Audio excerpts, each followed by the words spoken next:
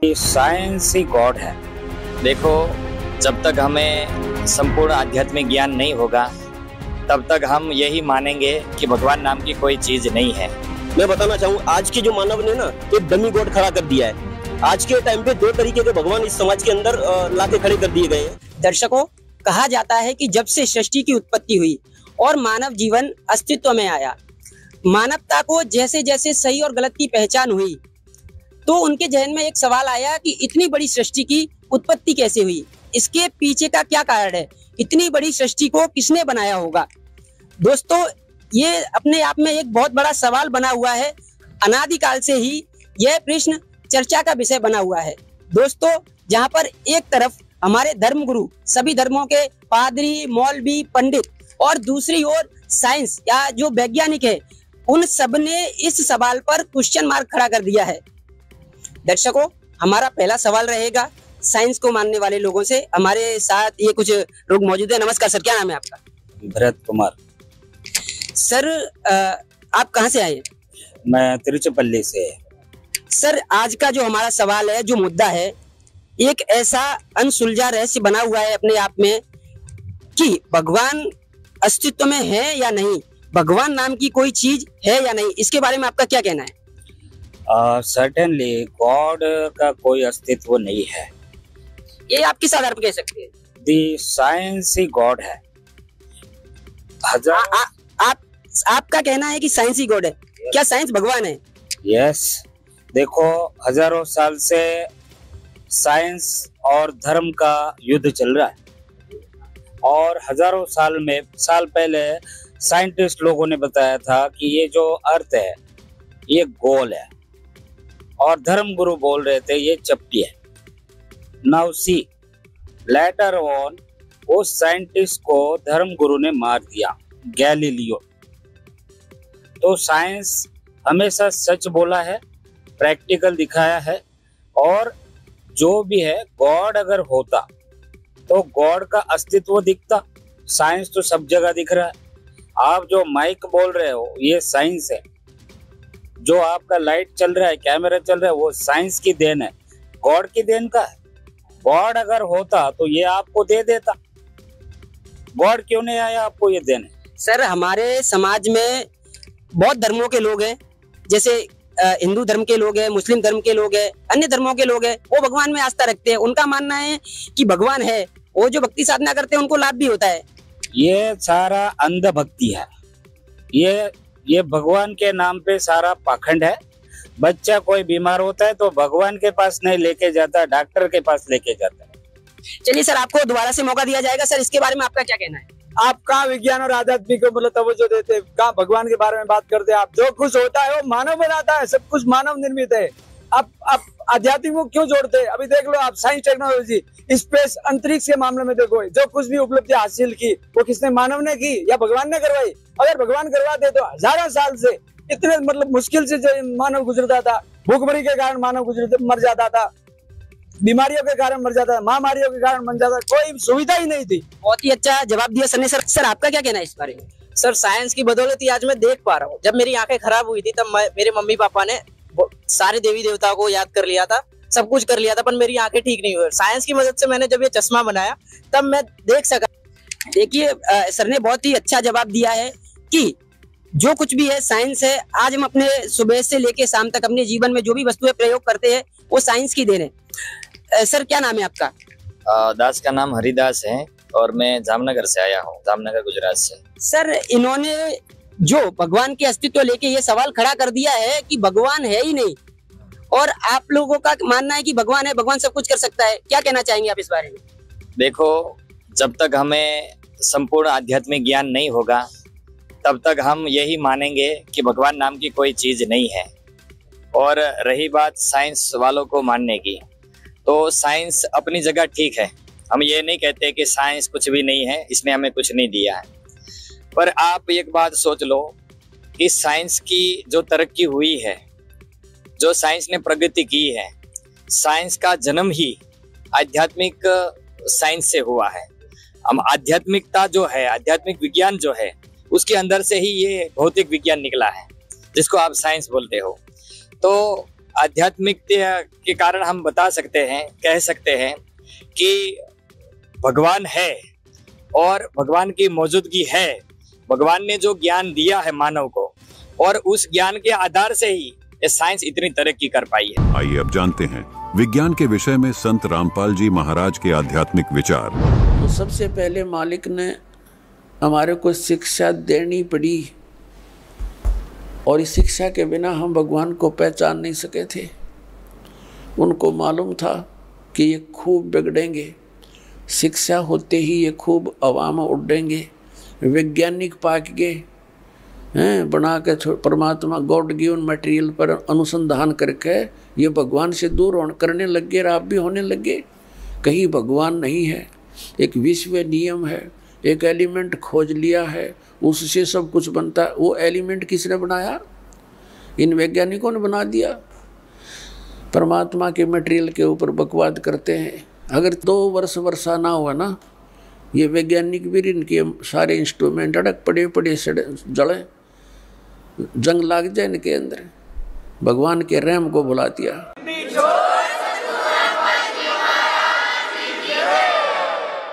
भगवान से कोसों दूर कर दिया हमारे को, और क्या बनाया इन्होंने? परमाणु बम बना लिया अपना नाश करने के लिए। है तेरा गजब है। अब जो वैज्ञानिक जो रिसर्च कर रहे हैं, ये अंश मात्र भी नहीं कर सकते उस परमात्मा की कंस्ट्रक्शन का, संरचना का। अब ये कहाँ सेट होगी इनकी जो बुद्धि कि हमारी पृथ्वी को बने इतने अरब उतने वर्ष हो गए, बस इससे पहले पृथ्वी नहीं थी। अकल देखो इनकी। उस परमात्मा ने सारी इतिहास बता रखा, कितनी बार यह पृथ्वी नाश हो ली, कितनी बार एक ब्रह्मांड के नाश हो लिया। और फिर ठीक है, जो रिसर्च वो कर रहे हैं वो भी सही है, लेकिन ये सारा कुछ पहले परमात्मा ने अपने वचन से बना दिया था। आइए अब जानते हैं संत रामपाल जी महाराज के आध्यात्मिक विचारों से कि परमात्मा ने मनुष्य को विज्ञान का वरदान क्यों दिया। और पुण्यात्माओं, ये इंटरनेट और ये प्रोजेक्टर, टेलीविज़न, ये परमात्मा का दिया हुआ ज्ञान है, जीव सत्र का नहीं है। कि किसी का भूल हो कि मनुष्य बना दे ऐसे आइटम। परमात्मा कबीर जी ने उनको बुद्धि देकर के ये बनवाया है। और किस लिए? आज के दिन के लिए, इस समय के लिए, कि एक जगह मेरा ज्ञान चला करेगा, करोड़ों बच्चे मेरे एक टाइम पर सुना करेंगे और प्रत्यक्ष प्रमाण देखा करेंगे। प्रोजेक्टर बनवा दिए, दास यहाँ दिखाता, आप वहाँ बैठे प्रमाण देख रहे हैं, टीवी के ऊपर देख रहे हैं, घर घर बैठा परमात्मा संदेश भेज रहा है। इसलिए सर, ये इस चीज से आप कैसे इन लोगों को कैसे संतुष्ट करोगे कि भगवान है? हमारा मेन टॉपिक है भगवान का अस्तित्व। हाँ जी, देखो ऐसी बात है, सबसे पहले भगवान है कि नहीं है उसके बारे में जानने से पहले, जैसे ये साइंस वाले जो कह रहे हैं कि भगवान का कोई अस्तित्व ही नहीं होता है, जो कुछ है वो मानव ने ही बनाया है। मैं पूछना चाहता हूँ, मानव को किसने बनाया? पूछ लीजिए भाई हमारे साइंस वालों को।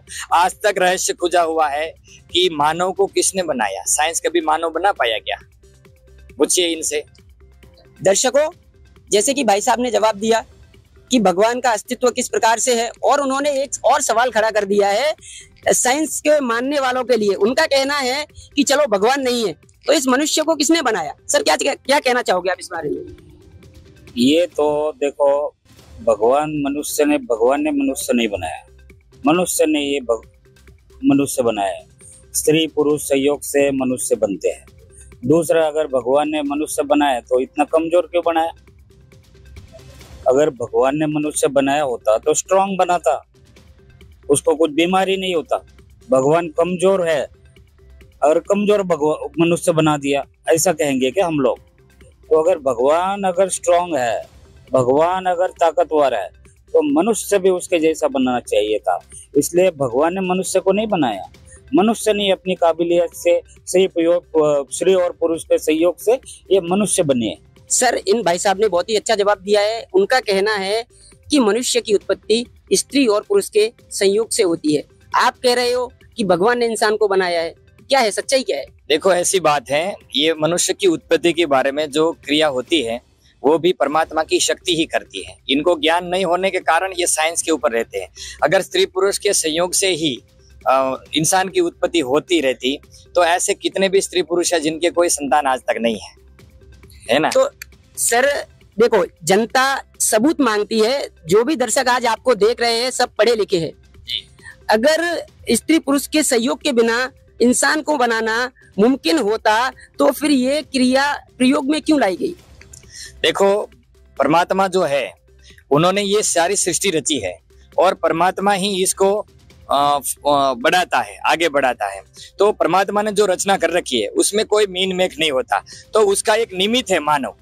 और अगर परमात्मा मानव को निमित्त नहीं बनाता तो ये सृष्टि कैसे आगे चलती। इसलिए परमात्मा के शक्ति के कारण ही ये मानव उत्पन्न हुआ है और ये आगे बढ़ता रहता। और परमात्मा ने ही ऐसी बुद्धि दे रखी है मानव को ताकि ये विज्ञान की खोज कर सके। संत रामपाल जी महाराज जी के और भी शिष्य यहाँ पे मौजूद है, उनसे चर्चा करने की कोशिश करेंगे। नमस्कार सर, क्या नाम है आपका? नमस्ते सर, हमारा नाम कोमल दास है और गुजरात से आया हुआ हूँ। जैसे सर आपने इनका सवाल तो सुना ही होगा, ठीक है, इसके बारे में आपका क्या कहना है? आपके भाई ने भी जवाब दिया, आप क्या कहना चाहोगे? स्त्री पुरुष के मिलन से सृष्टि की उत्पत्ति हुई है, तो एक बार मैं पूछना चाहता हूँ कि पहले स्त्री बनी या पुरुष बना है? चलिए आपके सवाल को रख देते हैं, आइए इनसे बातचीत करते हैं। सर इनका सवाल है कि सबसे पहले आपके अनुसार, विज्ञान के अनुसार नर आया या मादा है? इनको इवोल्यूशन थियरी पता नहीं है। पहले इवोल्यूशन हुआ, आदमी पहले बंदर था, बंदर से धीरे धीरे इवोल्यूशन होके आदमी बना। गॉड को आप एक एनर्जी मानते हो, ये एनर्जी है, गॉड नहीं है। और साइंटिस्ट ने ये प्रूव किया है कि एक एनर्जी काम करती है। और जैसे इन्होंने बोला, ये बिग बैंग थियरी के बाद में ये एनर्जी है। There is no God. Sir हमारा सवाल था पहले नर आई या मादा। आप मुद्दे से लोगों को भटकाने की कोशिश कर रहे हो। मैं भटका नहीं रहा हूँ। पहले इवोल्यूशन थियरी पढ़ो। इवोल्यूशन के बाद ये नर मादा, बंदर से आदमी बना, उसमें फिर आदमी औरत ये सब बना। सर इन्होंने जो जवाब दिया, क्या आप उससे संतुष्ट हो? क्या कहना चाहोगे इस बारे में? बिल्कुल नहीं, इस चीज से हम बिल्कुल संतुष्ट नहीं है। आप इनकी जो देख रहे हैं ये भटकाने वाली बात कर रहे हैं कि भगवान है ही नहीं और नर मादा से उत्पत्ति होती है, ऐसा कुछ भी नहीं। हम इनसे पूछना चाहते हैं कि ऐसा कौन सा साइंटिस्ट हुआ है आज तक जिसने ऐसे रक्त और शुक्राणु इंसान के अंदर बना के डाल दिए हो। ये परमात्मा की देन है जो अपने आप ही ये शुक्राणु और रक्त बन जाता है। और रही बात इनकी कैसे नर मादा से, हम इसको स्पष्टीकरण कर देते हैं। आपने शायद एक प्रश्न सुना होगा जो रामायण के अंदर आता है, लव और कुश का। तो लव तो सीता जी के गर्भ से उत्पत्ति हुई थी उनकी, लेकिन कुश एक आध्यात्मिक तरीके से परमात्मा की शक्ति से हुआ था। ना वहां पे कोई नर की जरूरत पड़ी थी, ना वहां पे मादा की। एक छोटी सी आध्यात्मिक शक्ति से उत्पन्न हुआ था जिसका नाम कुश कहा जाता है। तो वहां पे कौन सी साइंटिस्ट थी? वहां पे परमात्मा की ही शक्ति थी, परमात्मा की दया से ही कुश को उत्पन्न किया गया था। तो परमात्मा की ही देन है जो इंसान के अंदर शुक्राणु और रक्त पाया जाता है। ऐसी कौन सी लेबोरेटरी हुई आज तक जो बताए साइंस ने बनाई हो लेबोरेटरी में, बता दें हमको, इनसे पूछना चाहता हूँ मैं। सर ने बहुत ही अच्छा जवाब दिया है।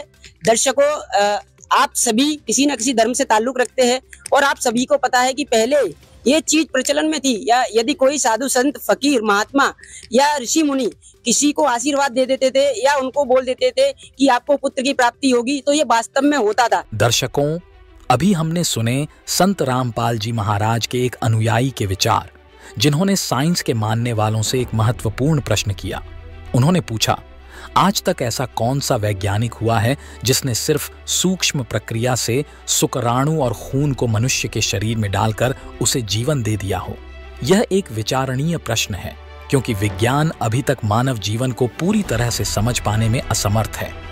संत रामपाल जी महाराज के अनुयायी ने इस प्रश्न के प्रत्युत्तर में एक अद्भुत उदाहरण दिया। उन्होंने कहा कि हमारे धर्म ग्रंथों में महर्षि वाल्मीकि जी का वर्णन मिलता है, जिन्होंने सीता माता के पुत्र कुश को अपनी सीधी शक्ति कुशा से उत्पन्न कर दिया था। यह घटना यह साबित करती है कि हमारे संतों और ऋषियों के पास ऐसी अद्भुत शक्तियां थीं जो आज के वैज्ञानिकों के लिए भी अकल्पनीय हैं। यह दृष्टांत दर्शाता है कि विज्ञान और अध्यात्म दोनों ही जीवन के रहस्यों को समझने के अपने अपने दृष्टिकोण रखते हैं। जहां विज्ञान सीमाओं से बंधा है, वहीं हमारे पवित्र ग्रंथ और संत हमें सच्चे जीवन के रहस्यों से परिचित कराते हैं। आइए हम इस गहरे सत्य को समझने का प्रयास करें और संत रामपाल जी महाराज के विचारों से मार्गदर्शन प्राप्त करें। ऐसे ऐसे बहुत से महापुरुषों ने, संतों ने भी किया है। जैसे महर्षि वाल्मीकि जी थे, जिसमें सीता जी को निकाल दिया था घर से भगवान श्री रामचंद्र जी ने, वो गर्भवती थी। महर्षि वाल्मीकि जी के आश्रम में जाकर उन्होंने शरण ली, वहाँ रहने लगी, पुत्र को जन्म दिया। उसके बाद एक दिन जब वो उसका नाम लव रख दिया, जब लव 8-9 महीने का हो गया, वो 1 वर्ष का हो गया, सीता जी कपड़े धोने के लिए दरिया पर जाया करती थी प्रतिदिन, और बच्चे को पालने में सुला जाया करती थी। और वाल्मीकि जी से प्रार्थना करके जाती थी, पिताजी बच्चे का ध्यान रखना। कि जा बेटा, मैं ध्यान रखूंगा। एक दिन ऐसा हुआ कि महर्षि जी समाधिस्थ हो गए थे और सीता बच्चे को वहीं लेटाकर चली गई, ये कहकर के पिताजी ध्यान रखना। कुछ देर के बाद उसको ध्यान में आया कि पिताजी यानी ऋषि जी साधना कर रहे हैं, हो सकता है उसकी आंखें ना खुलें, देर तक समाधिस्थ बने रहें, कहीं पीछे से कोई बच्चे को पशु पक्षी उठा ना ले जाए। ये सोचकर वापस जाकर बच्चे को उठा लाई। वाल्मीकि जी जब समाधि अपनी साधना से उठे, देखा बच्चा है नहीं। अब वाल्मीकि जी ने देखा कि भी लड़की पहले दुखिया बहुत है और बच्चे के अभाव में यह टक्कर मार मार कर मर जाएगी, मेरे से देखा नहीं जाएगा। इसलिए अपनी भक्ति शक्ति से उसने डाब के पत्ते तोड़े, कुश के, कुशा बोलते हैं, कुश बोलते हैं डाब को, एक घास होता है। डाब के पत्ते तोड़े, उनको ऐसे मला और अपनी मंत्र शक्ति से और पुत्र एक लड़का बना दिया और वो लेटा दिया वहाँ पर 1 वर्ष की आयु का। अब सीता वापस आई, उसने पूछा पिताजी ये दूसरा लड़का किसका है? तब ऋषि जी ने देखा कि लड़की तो बच्चे को गोद में लिए हुए है। तब उसने कहा बेटी ये भी तेरा ही है। तब उसने सारी कहानी बताई कि बेटी तू कहकर गई थी कि बच्चे को ध्यान रखना और प्रतिदिन कह के जाती थी। आज मैं देर से समाधि से उठा तो मैंने सोचा लड़की बच्चे को यहीं लेटा कर गई होगी और बच्चा नहीं है, कोई उठा ले गया होगा पक्षी पशु और बेटी रोएगी, इसलिए मैंने ये एक पुत्र तेरे लिए और अपनी सबद शक्ति से बना दिया। अब दोनों को पाल। अब सीता ने उन दोनों को पुत्र रूप में पाला, उसका नाम कुश रख दिया। लव और कुश ये 2 पुत्र थे। दर्शकों, आपने अभी अभी संत रामपाल जी महाराज के सत्संग का सार सुना। इस सत्संग में बताया गया कि हमारे धर्म ग्रंथों और संतों ने हजारों वर्षों पहले ही ऐसे रहस्यों का उजागर किया था जिन्हें आज की विज्ञान भी पूरी तरह से समझ नहीं सका है। जैसे कि महर्षि वाल्मीकि जी ने कुशा से कुश को उत्पन्न किया।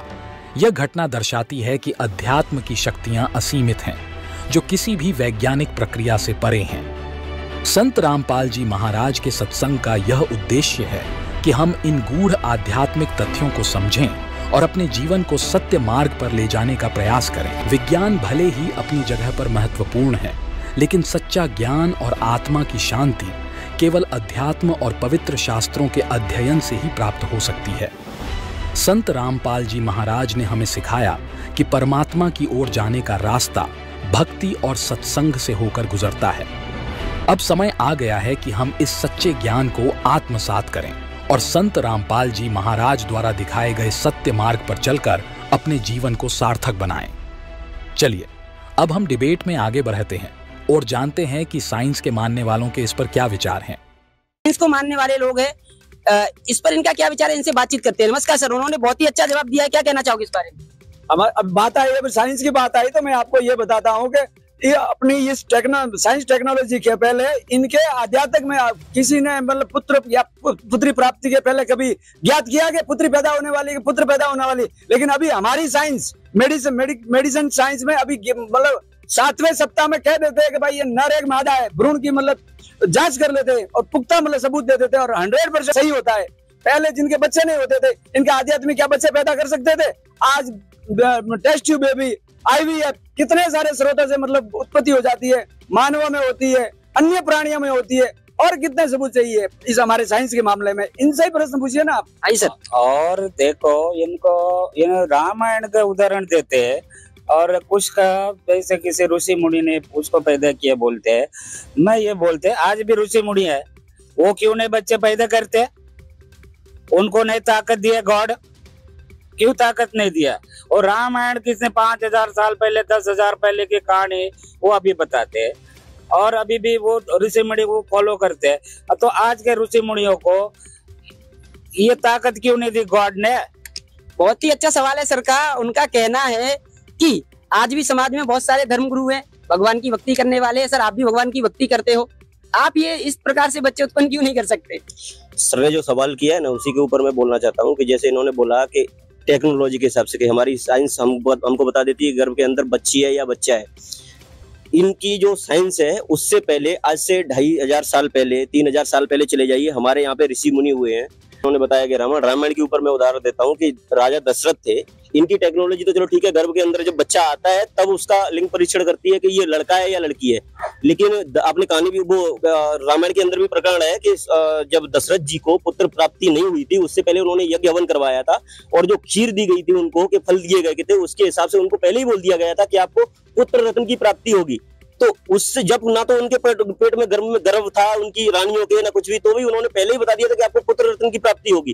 तो बताइए कि आध्यात्म कितनी की एडवांस टेक्नोलॉजी के साथ चलती है। और मैं उनको बताना चाहूँ कि हमारे ही ऋषि मुनि ऐसे हुए हैं कि जैसे ये अभी बताते हैं कि ग्रेविटी की खोज की न्यूटन ने कर ली और अपने एक्सरे मशीनों की खोज कर ली या परमाणु की खोज कर ली। 2500 साल 3000 साल पहले अगर आप जाओगे ना, हमारे जो ऋषि मुनि हुए थे ना, उन्होंने ये सब चीजें सारी खोजें करके रखी थी। चलिए सर, आपकी इस बात को हम मान लेते हैं। आप क्या भक्ति साधना नहीं कर रहे? हाँ जी, करते हैं। आज हमारे समाज में कितने धर्म गुरु हैं जो भगवान की भक्ति विधि बताते हैं, लोगों को भगवान के बारे में जानकारी देते हैं कि भक्ति करने से भगवान सब कष्टों को दूर करता है।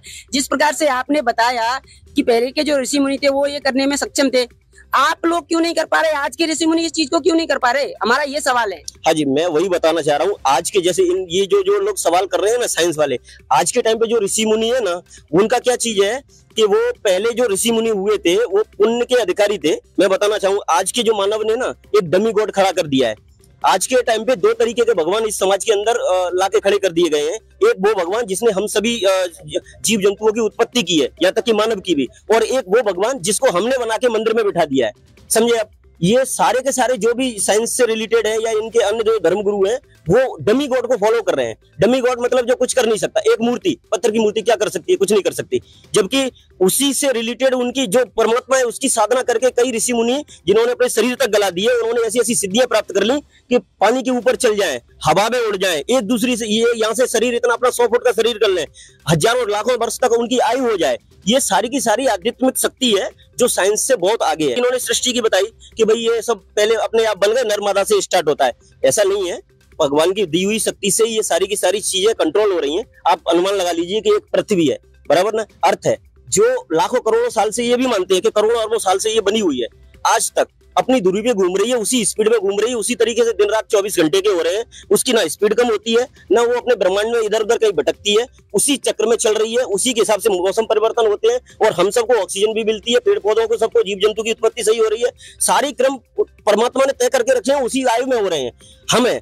हम पहले बच्चे पैदा हुए, अभी बड़े हो गए, अब हम बूढ़े भी होंगे और हमारे बाद आने वाली पीढ़ियां भी इसी तरीके से चलेंगी। साइंस अगर ये चीज है तो इसको स्थिर कर देना कि हम जवान है, हम जवान ही रहे। कम से कम हमारी 100 साल की उम्र है, हमारी लाखों वर्ष की उम्र कर दे। कोई भी ऐसी टेक्नोलॉजी बना सके तो बताओ, हमको बता सकते हैं। चलिए सर, आपको दोबारा से मौका दिया जाएगा। आपका जो सवाल है बहुत ही काफी अच्छा सवाल है। सर, इन्होंने कहा है कि साइंस जो है, साइंस ने किसी भी चीज को बनाया नहीं है।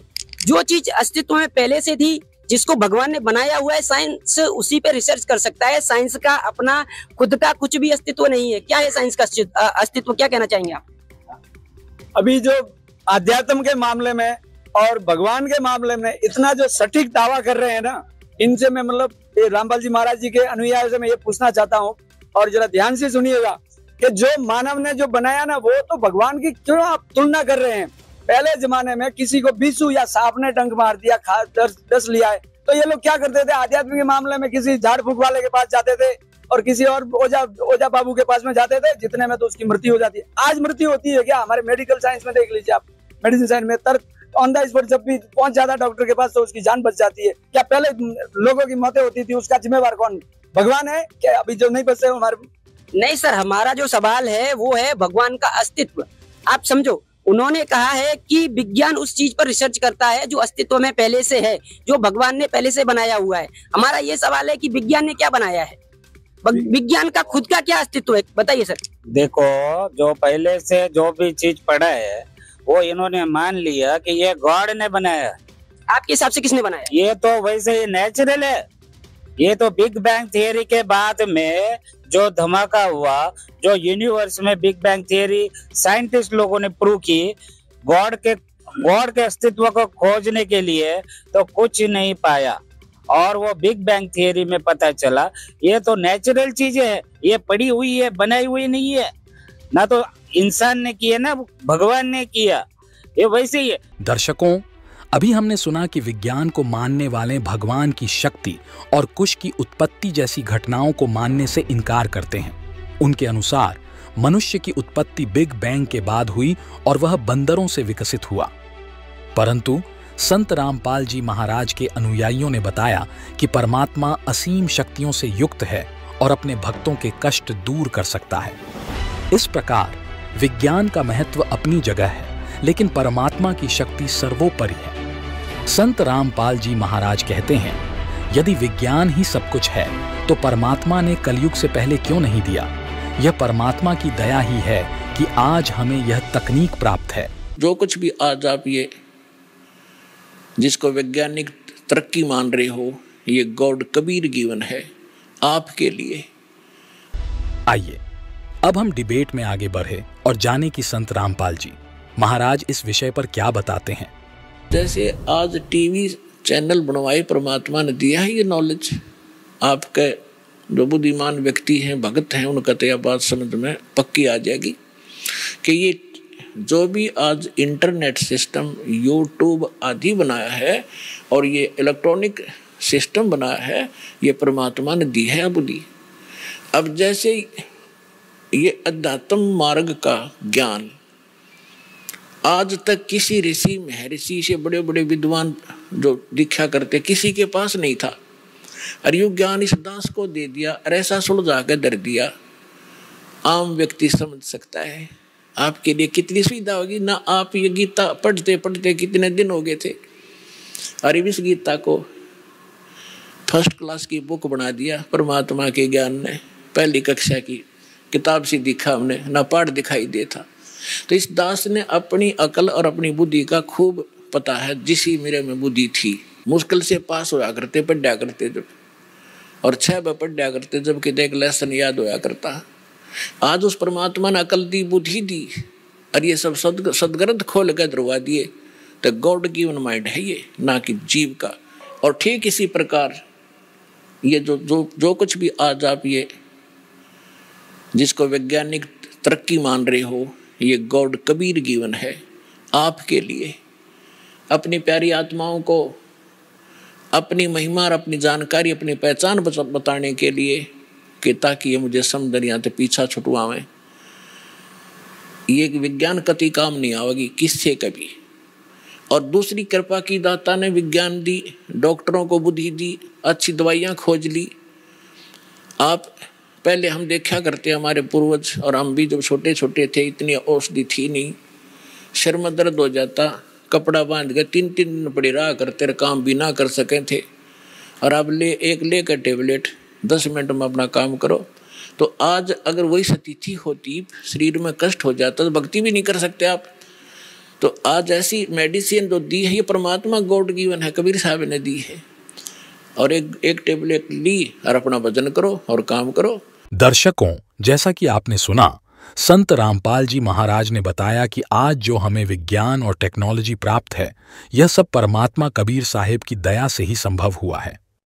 परमात्मा की असीम कृपा के कारण ही हम इस आध्यात्मिक ज्ञान को आज इतनी आसानी से प्रोजेक्टर और अन्य तकनीकी माध्यमों से समझ सकते हैं। जिस तरह एक पहली कक्षा का बच्चा अपनी किताब को पढ़कर समझता है, उसी प्रकार यह तकनीक हमारे लिए सत्संग और शास्त्रों के गूढ़ रहस्यों को सरल और स्पष्ट रूप से समझने का माध्यम बनी है। यह परमात्मा कबीर साहिब की असीम दया और कृपा का प्रमाण है कि हम आज इस ज्ञान को आसानी से ग्रहण कर पा रहे हैं और इसे अपने जीवन में उतार सकते हैं। बहुत ही अच्छा सर ने जवाब दिया। देखो, ये लोग बोलते हैं कि गॉड ही पावरफुल है। अभी मैं आपको एक छोटा सा फोटो दिखाते हैं। ये देखो, कैमरे में देखो, ये गॉड को मास्क लगाती और गॉड को बीमार करती। अभी जो गॉड ही खुद बीमार है, वो दूसरे को कैसे ठीक करती? सोचो, कोरोना काल में लाखों लोग मर गई, लाखों करोड़ों रास्ते पे, और साइंटिस्ट वो बचाया। कोरोना वैक्सीन किसने निकाला? गॉड ने निकाला। ये साइंटिस्ट के दिमाग है। ये गॉड कुछ नहीं कर सकते। ये साइंटिस्ट ही है जो पृथ्वी को बचा के रखे। कोरोना काल में वैक्सीन बनाए, इतनी बड़ी बड़ी बीमारियों को दूर किए, और गॉड को आपने पहले तो मंदिर बंद कर दिए। या तो गॉड बीमार होते, अगर गॉड में ताकत होते तो मंदिर खुला रखना चाहिए था और बोलना चाहिए तो गॉड अब बाहर आके हमको कोरोना ठीक करो, और गॉड को खुद आपने बंद कर दिया। चलिए सर, आपके इस सवाल का जवाब हम जानने की कोशिश करेंगे। देखिए सर, मैं आपको बताऊं, पहले भी मैंने इनको बताया था कि ये एक डमी गॉड के चक्कर में पड़े हैं। ये जो फोटो दिखा रहे हैं ना, ये वही मूर्ति है जो डमी गॉड है, जो खा नहीं सकती, पी नहीं सकती, वो किसका भला करेगी। उन्हीं को इन्होंने मास्क लगा दिया, बराबर ना? इन्होंने नहीं, इनके धर्मगुरुओं ने लगा दिया। संत रामपाल जी महाराज के किसी भी शिष्य को कोरोना हुआ हो, कोई भी अन्य बीमारी हुई हो, करोड़ों लोगों का कैंसर तक, जो लास्ट स्टेज कैंसर तक ना, वो सतमक्ति से ठीक हुआ है। यहाँ लाखों प्रमाण मिल जाएंगे आपको। टीबी, एड्स, जिसकी बीमारी का, एड्स तक की बीमारी का अभी तक इन्होंने, वैज्ञानिकों ने कोई भी हल नहीं निकाल सके, बराबर ना? उसको संत रामपाल जी महाराज दावे के साथ बोलते हैं उसको ठीक किया है। और ये भी बोलते हैं कि कैंसर क्या, कैंसर का बाप भी हो ना, वो भी सतमक्ति से ठीक हो सकता है। ये साइंस वाले, इनके डॉक्टर्स जब बिल्कुल हताश हो जाते हैं किसी भी बीमारी से, जब उनसे कंट्रोल नहीं होती है तो हाथ उठा देते हैं। हमारे फैमिली वालों को क्या बोल देते हैं, अब तो इनको भगवान ही रक्षा कर सकता है, बराबर ना? और वो भगवान जो संत रामपाल जी महाराज ने जिनकी एकदम तस्वीर उजागर करके बताई है कि वो भगवान है जो सब कुछ करने में सक्षम है, उसका प्रमाण वेदों में भी मिलता है। अभी हम आपको प्रमाण के साथ भी बताएंगे कि किस तरीके से क्या क्या चीजें हुई। आइए अब जानते हैं संत रामपाल जी महाराज के आशीर्वाद से कैसे लोगों के रोग ठीक हुए। सर, हम संत रामपाल जी महाराज जी की शरण में, हमारे पापा बहुत नशीले पदार्थों का सेवन करते थे, तो उनके मुंह में कैंसर हो गया था। तो उन्होंने बहुत डॉक्टर को दिखाया, लेकिन वो कैंसर, उन्होंने डॉक्टर्स ने ऑपरेशन का बोल दिया था। फिर ऐसे एक दिन संत रामपाल जी महाराज जी के एक अनुयायी ने पापा को संत रामपाल जी महाराज जी द्वारा लिखित पुस्तक ज्ञान गंगा और भक्ति सौदागर को संदेश दी। फिर पापा ने वो पुस्तक पढ़ी और उन्होंने संत रामपाल जी महाराज जी से उपदेश लिया। ऐसे ही फिर पापा ने घर पे सबको बताया और फिर एक साल बाद हमने भी उपदेश ले लिया। जी सर, संत रामपाल जी महाराज जी से नाम दीक्षा लेने के बाद हमें बहुत सारे लाभ हुए। जैसे कि अभी हमने आपको बताया, हमारे पापा को कैंसर था, तो संत रामपाल जी महाराज जी से उपदेश लेने के बाद पापा के मुंह का कैंसर ठीक हो गया। हमारे पिताजी जो थे, उनके इस साइड में यहाँ पे जो है वो मतलब जो है एक ट्यूमर था, इतना छोटा था पहले, तभी मेरे को शक हो गया था कि ये कैंसर का रूप ले सकता है। तो मैं पापा को अपने समझाता रहता था कि पापा ऐसे करके ये गुरुजी का ज्ञान है, आप समझो। लेकिन मैं समझाता रहा, वो नहीं समझ पाया, मैं समझाता रहा, ऐसे करके काफ़ी दिन चलेगा, वो इतना बड़ा हो गया था। लास्ट स्टेज में पापा हमारे रोते थे, बहुत रोते थे, और लेकिन हम कुछ नहीं कर पाते थे। हमारी भी ऐसी, अगर आप संत रामपाल जी महाराज से नाम दीक्षा लो लोगे तो हमारी भी दुख परेशानी दूर हो जाएगी, क्योंकि हमारे पास इतना पैसा नहीं है जो हम आपको कहीं दिखा सकें। तो होते करते क्या हुआ, एक दिन रात में उनका हमारे पास फ़ोन आया पिताजी का कि बेटा चलो ठीक है, हम नाम दीक्षा ले लेंगे। हम सुबह को आए और उनको, अपने पिताजी को हल्द्वानी सेंटर पे मतलब जो है संत रामपाल जी महाराज से नाम दीक्षा दिलाई। नाम दीक्षा दिलाने के बाद में उनको फिर गुरुजी भी कहते हैं कि ट्रीटमेंट भी कराया। ट्रीटमेंट कराने के बाद में जो कीमोथेरेपी होती है वो कराई, 7 कीमोथेरेपी में, जिसकी 60 साल की उम्र लगभग, और ब्लड में जो है उनको चढ़ना था, डॉक्टर ने बोला था कि ब्लड चढ़ाएगा, लेकिन उनको एक बूंद भी ब्लड नहीं चढ़ा, और जबकि शुगर भी उनको कम से कम 550-600 रहता था। 60 साल की उम्र, 550-600 शुगर रहती थी, और कीमो की थेरेपी होना थी, रेडियोथेरेपी होना थी, तो ब्लड का तो समझ लो कि पहाड़ ही टूटना था हम पे, कम से कम 8-10 बोतल तो ज़्यादा ही लग जानी थी। वो मालिक की दया से, संत रामपाल जी महाराज की दया से एक भी बूंद का ब्लड नहीं मांगा डॉक्टर ने, कहने के बाद भी नहीं मांगा फिर, और मालिक की दया खूब हुई हम पे। फिर क्या हुआ सर जी, हमारे पापा एक बार डॉक्टर के जैसे हर तीसरे महीने जाते थे चेकअप कराने के लिए, तो वो एक कंप्लेंट करवाए थे डॉक्टर से कि डॉक्टर साहब हमारे को मिर्च बहुत लगती है। तो डॉक्टर बोले कि सिमरंदन प्रसाद, आप कहते हो कि आपको मिर्च लगती है, लेकिन मैं कहता हूँ कि आप जिंदा कैसे हो। क्यों? क्योंकि जो इसका इतना बड़ा कैंसर हो, वो तो एसआई के थ्रू उन्होंने भर्ती कर लिया था हमारे लिए, नहीं तो वो हमें धक्के मार देते कि भाई तुम नहीं करा पाओगे, ले जाओ।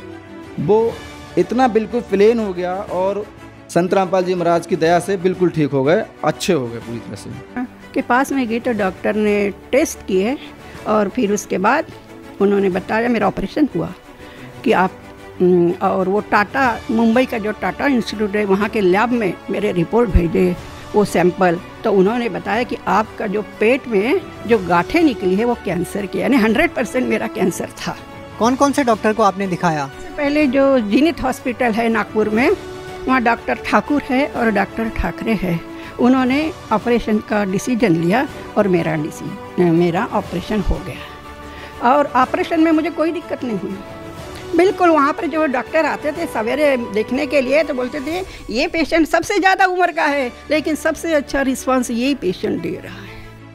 लेकिन डॉक्टर लोग तो ये कहते हैं कि कैंसर एक लाइलाज बीमारी है, ये कभी भी दोबारा हो सकती है, लेकिन आप इतने कॉन्फिडेंस के साथ कह रहे हैं कि आपकी कैंसर की बीमारी ठीक हो गई। हाँ, मेरा कैंसर ठीक हो गया, और मेरे गुरु के ऊपर 101% मेरा विश्वास है। मेरे गुरु के ऊपर विश्वास था, इसलिए दोबारा वो आई नहीं तो ऑपरेशन होने के बाद जोर से बढ़ती है वो, और दवाखाने में बार बार जाना पड़ता है, मुझे नहीं जाना पड़ा। डॉक्टर्स ये बोलते हैं कि इसका कोई परमानेंट इलाज नहीं है। नहीं, वो बोलते हैं कि आप ठीक हो गए, पूरी तरह से ठीक हो गए कभी नहीं बोलते हैं, ठीक है आराम है, ऐसे ही बताते हैं, क्योंकि ये दोबारा होती है।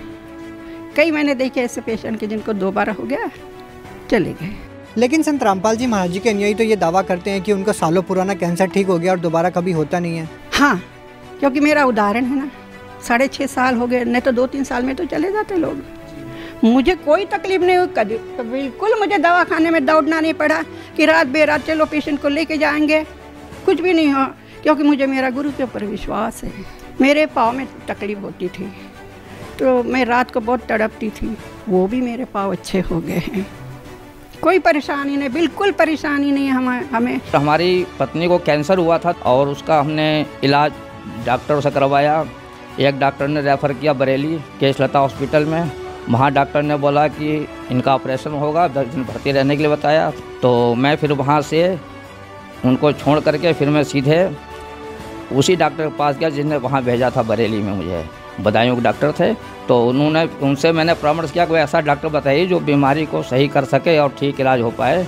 तब उन्होंने बताया कि आपका दिल्ली, लखनऊ, कानपुर, अलीगढ़ इस जगह पे इलाज है और वहीं आप करा सकते हैं। फिर मैंने लखनऊ चुना, लखनऊ गया, वहाँ पर मैंने वाइफ पत्नी का इलाज करवाया। लगभग 1 साल तक वहाँ उनका इलाज चला, जबकि वो डॉक्टर बता रहे थे कि इनका ऑपरेशन होगा अभी तुरंत और इतना खर्चा, 10 दिन भर्ती रहेंगे। वहाँ जाने के बाद में वहाँ पर डॉक्टरों ने कह दिया कि ना हम ऑपरेशन करेंगे, ना हम ऑपरेशन की सलाह देंगे। और उसके बाद 1.5 साल लगभग इलाज चला। जब मैंने पत्नी का इलाज करवा रहा था तो मैंने वहाँ पर डॉक्टरों से कुछ सलाह ली, पूछा, तो कहने लगे कि इस तरह के मरीज़ जो हैं 1.5-2 साल तक ज़िंदा रहते हैं, ज़्यादा लंबा जीवन नहीं जी पाते हैं, लेकिन परमात्मा संत रामपाल जी महाराज की कृपा से वो आज भी जीवित हैं और ऑपरेशन जो होना था वो ऑपरेशन भी नहीं हुआ, केवल दवा के द्वारा ही वो ठीक हो गई। ये सब संत रामपाल जी महाराज की कृपा थी। मेरी पत्नी के हाथ में जो है यहाँ पे गांठ थी, एक बहुत मोटी हो गई थी वो गांठ, उसका ऑपरेशन बताया था डॉक्टरों ने कि इसका ऑपरेशन कराना ही पड़ेगा। तो मैं एक उजाला हॉस्पिटल है यहाँ पे, मैं उसमें गया तो मैंने दिखाया, डॉक्टर साहब कह रहे कि इसका ऑपरेशन ही करना पड़ेगा। मैंने कहा जी ठीक है ऑपरेशन कर दो। तो उन्होंने जो उसकी गांठ निकाली वो कह रहे इसको जो है इसकी जांच करानी पड़ेगी, आपको ये देखना पड़ेगा कि गांठ कैंसर की तो नहीं है। सर जी हमने वो जांच कराने के लिए भेजा, उसमें लाल पैथोलॉजी लैब से कैंसर निकला। तो डॉक्टर साहब ने कहा कि इसका ऑपरेशन कर देते हैं, फिलहाल जो गांठ है जो इस गांठ की जांच कराएंगे उसके बाद बताएंगे आपको जो भी करना है। तो उसकी रिपोर्ट जो है 3 दिन के बाद आई। 3 दिन बाद डॉक्टर साहब से जब मिलने गया तो डॉक्टर ने कहा कि इनकी परेशानी ज़्यादा है, आप जोली ग्रांट जाओ। तो मैं जोली ग्रांट गया जी। जोली ग्रांट में मालिक को मैंने प्रार्थना लगाई, संत रामपाल जी महाराज जी को प्रार्थना लगाई। मैंने कहा मालिक मैं तो इस टाइम बहुत गरीब हूँ। तो मालिक का आदेश आया कि बेटा भक्ति करो, मालिक दया करेंगे। और जैसे ही वहाँ पर जाकर हमने जांच कराई तो रिपोर्ट बिल्कुल नील आई। डॉक्टर कहने लगा आप चिंता ना करो, कुछ नहीं है, ये बिल्कुल साफ रिपोर्ट आई है, कोई दिक्कत नहीं है। तो इतने मालिक की दया हुई है हम पे, संत रामपाल जी महाराज जी की बखान नहीं कर सकते। आज पूरा परिवार ने नाम ले रखा है, सब भक्ति करते हैं। मेरे तो कैंसर से परमात्मा मुझे जान बचाए हैं। हम वहाँ गए थे हॉस्पिटल, तो बोले हमको ऑपरेशन कराने करके। तो सर जी बोले कि ये तो 3rd वाला है, ये तो ऑपरेशन नहीं होगा, 3rd वाला में कैंसर है। तो बोले इसमें अगर हो सकते हैं तो इसमें बहुत कीमो देना पड़ेगा। तो हमारे बच्चे लोग को बोल रहे थे कि इसको अभी जितना दिन जी रहा है उतना दिन जीने दो, उसके बाद में आप आशा ही छोड़ दो। तो फिर हमारे बच्चे लोग बोले जैसे भी है, अगर ऑपरेशन करते करते मेरी माँ अगर कुछ भी हो जाए तो अगर हो जाए तो भी ठीक है सर जी, आप ऑपरेशन कर दूँ। फिर भी वो बोले हम ऑपरेशन नहीं करेंगे, ये इनका उम्र इतना हो गई है और इतना बढ़ गई है। फिर हम लोग अरदास लगाए हमारे बंदी छोड़ सदगुरु रामपाल से, तो वहाँ से फ़ोन आए, फिर बोले कि वहाँ से ऑपरेशन करा लो बेटा, मालिक दया करेंगे।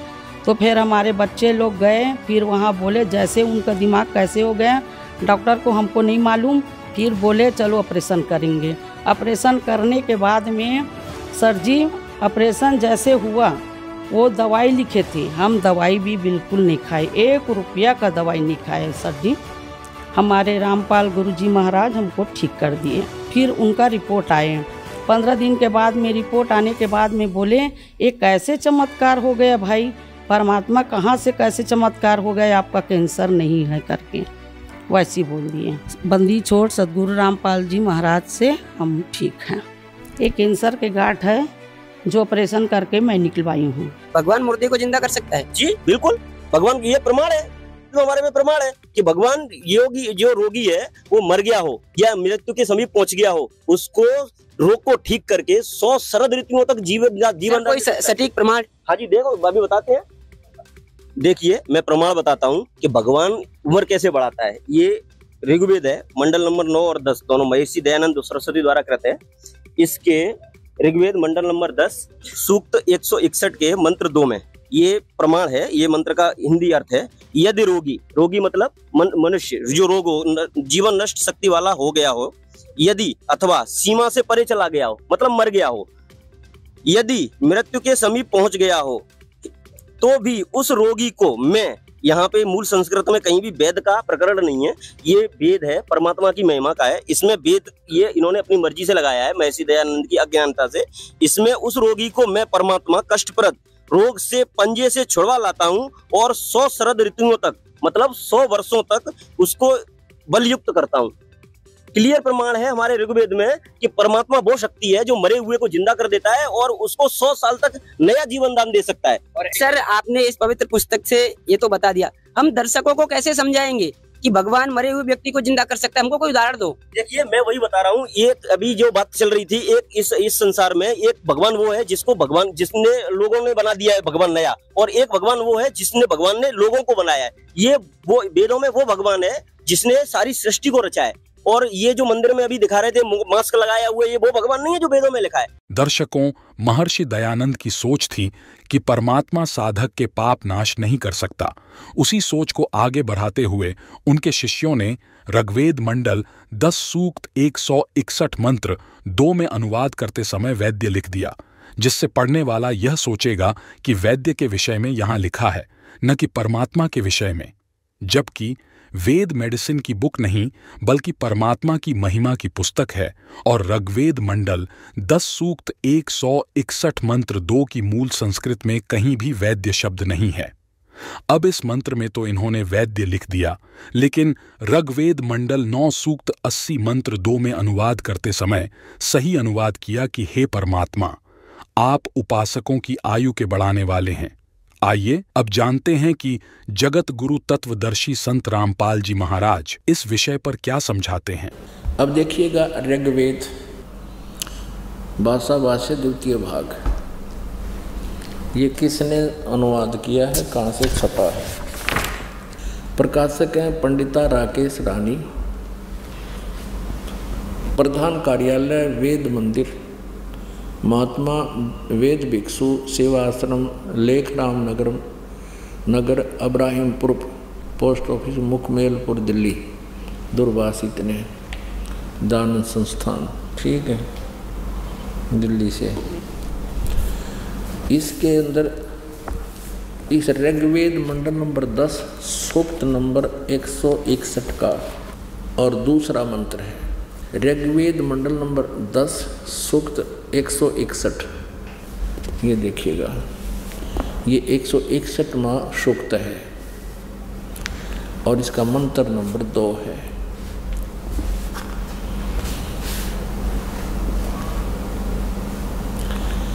यदि किसी रोगी की जीवन शक्ति समाप्त हो, यदि वह सीमा से भी परे हो गया है, यदि वह मृत्यु के सन्निकट चला गया है, तो भी उसे मैं भारी कष्टप्रद रोग के पंजे से मुक्त कराऊं तथा उसे 7 वर्ष के जीवन हेतु 100 वर्ष के जीवन हेतु सत सरदाए, यानी 7 माने 100, शरद माने सर्दी ऋतु, नौकाग्रहण इसने 40 दिवाली खा रखी है। ऐसे ये यानी 7 वर्ष के जीवन हेतु बल संपन्न करूं। भावार्थ, यदि रोगी की जीवन शक्ति समाप्त हो, यानी जीवन खत्म हो गया हो रही है और उसका रोग सीमा को पार कर गया है, तब भी परमात्मा उसे इस कष्टप्रद रोग से मुक्त कर 7 वर्ष यानी 100 वर्ष का जीवन दे सकता है। ठीक है, एक और दिखाते हैं। ऋग्वेद ये छोटे वाला है, मंत्र तो वही है, इनका सिर्फ साइज पुस्तक का अनुवाद करके छोटा बड़ा इन्होंने किया हुआ है। 9-10 मंडल इकट्ठा ही किया है ये कहाँ से प्रकाशित है? प्रकाशक हैं सार्वदेशिक आर्य प्रतिनिधि सभा, महर्षि दान भवन, रामलीला मैदान, नई दिल्ली। ये इनके फोन और फैक्स नंबर हैं। मुद्रक prince offset printers 1510 Pataudi house, Triyaganj, New Delhi से। मंडल नंबर 9 सूक्त नंबर 80 का और मंत्र नंबर 2। यहाँ ये भूल गया किता है, वह दानदारी विधान को भूल गया, ये देखना। ऋग्वेद मंडल नंबर 9 सूक्त नंबर 80 और इसका ये दूसरा मंत्र है, दूसरा आप देखना। हे परमात्मन, आप उपासकों की या अपने भक्तों की, साधकों की आयु के बढ़ाने वाले हैं। तो ये कबीर परमेश्वर है जो हमारी आयु भी बढ़ा सकते हैं, हमारे रोग का नाश भी कर सकते हैं। हमारे भाई साहब ने जो वेदों का हवाला देके बताया, आपको प्रमाण दिखाया कि परमात्मा एक ऐसी शक्ति है जो मनुष्य को कितना भी रोगी हो उनको 100 साल तक की आयुष्य दे सकता है। और हमारे पूज्य गुरुजी संत रामपाल जी महाराज ने हमें ये ज्ञान बताते हुए कहा है कि ऐसा भूतकाल के अंदर हमारे पूर्ण परमात्मा, जो वेद जिसकी महिमा गाते हैं, वेद जिसका गुणगान गाते हैं, चारों वेद, वो परमात्मा कबीर परमेश्वर ने आज से 600 साल पहले ये प्रैक्टिकल करके बताया।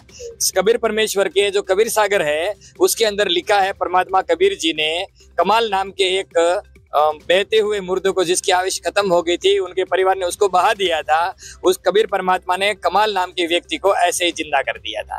एक और परमात्मा की कहानी है कि ये तो केवल जैसे मेरे भाई साहब बता रहे थे कि साइंस के अंदर ये ताकत है कि आंखें अगर फूट निकल गई हो अपनी तो दूसरी आंखें डाल सकता है ना। पर साइंस के पास आज तक ऐसी शक्ति नहीं आई है कि जिसकी गर्दन काट दी हो वही गर्दन पास ये वही ऐसे जोड़ दी हो। है तो पूछ लो। ऐसा हमारे परमात्मा कबीर जी ने आज से 600 साल पहले कर रखा था। सिकंदर लोधी ने जब रामानंद स्वामी के आश्रम में जाने की परमिशन मांगी थी, उस समय रामानंद स्वामी ने उनको बता दिया था कि मैं मलेच्छ को अंदर आने नहीं देता, उसको बोलो बाहर ठहरो। उसी समय सिकंदर लोधी ने क्रोध में आकर रामानंद स्वामी की गर्दन काट दी थी। परमात्मा कबीर जी ने उस समय अपने समर्थ होने का प्रमाण देते हुए वह केवल मात्र आशीर्वाद मात्र से ही, उसको वचन मात्र से ही रामानंद स्वामी की गर्दन से फिर से वही उसी शरीर के अंदर फिर से जोड़ दी थी और जिंदा कर दिया। इससे ये प्रमाणित होता है कि परमात्मा ही सर्वशक्तिमान है और परमात्मा ने ही मानव को बनाया, क्योंकि जिसने जो बनाया होगा ना वो खोल के फिर से फिट कर सकता है, साइंस नहीं कर सकता कभी। ये सत्य घटना है परमात्मा कबीर जी की एक अविश्वसनीय महिमा की, जो उन्होंने लोधी वंश के एक दिल्ली के बादशाह सिकंदर लोधी के साथ की। सिकंदर लोधी दिल्ली के तख्त पर काबिज एक ऐसा बादशाह जो जबरन लोगों का धर्म परिवर्तन कराता था। ये सत्य घटना उस समय की है जब दिल्ली के बादशाह सिकंदर लोधी को जलन का रोग हो जाता है। बादशाह का शरीर जला हुआ दिखाई नहीं दे रहा था, लेकिन पीड़ा इतनी थी कि जैसे शरीर को अग्नि से जला दिया गया हो। इसके लिए पूरे भारतवर्ष के हिंदू और मुस्लिम धर्म के सभी पंडित, काजी, वैद्य, हकीम भी उपचार कर करके थक चुके थे। परमात्मा के विधान में है, जब मनुष्य के पाप कर्म अधिक हो जाते हैं तो कोई भी दवा काम नहीं करती। कुछ ऐसा ही बादशाह के साथ भी हो रहा था। गुस्ताखी माफ बादशाह, अगर आपकी इजाजत हो तो हम आपसे कुछ कहना चाहते हैं, क्योंकि हम सबको ये पता है कि आपको ये लाइलाज रोग अल्लाह की मर्जी से हुआ है, तो इसका इलाज भी हम वैद्य नहीं बल्कि कोई पहुंचा हुआ संत फकीर ही कर सकता है। और हम ऐसे ही एक सिद्ध महापुरुष को जानते हैं। कौन है वो? काशी में कबीर नाम के एक महापुरुष हैं। हमने सुना है कि उन्होंने बहुत सारे लोगों के कष्ट दूर किए हैं। उनमें मुर्दे तक को जीवित करने की शक्ति है। बादशाह सलामत, अगर वो रहम कर दें तो ये रोग एक लम्हे में खत्म हो सकता है। मौलवी साहब, आप कैसी बातें कर रहे हैं? इतने बड़े बड़े हकीम और वैद्य जो रोग ठीक नहीं कर सके, वो भला एक कबीर कैसे ठीक कर सकता है? हमें तो लगता है कि अब हमें इस रोग के साथ ही आखिरी दम तक जीना पड़ेगा। अब तो जीने की चाह भी खत्म होती जा रही है। गुस्ताखी माफ करें जहां पना, लेकिन कबीर जी कोई साधारण पीर नहीं है। वो चाहें तो कुछ भी कर सकते हैं। ठीक है, हमारे काशी चलने का बंदोबस्त किया जाए।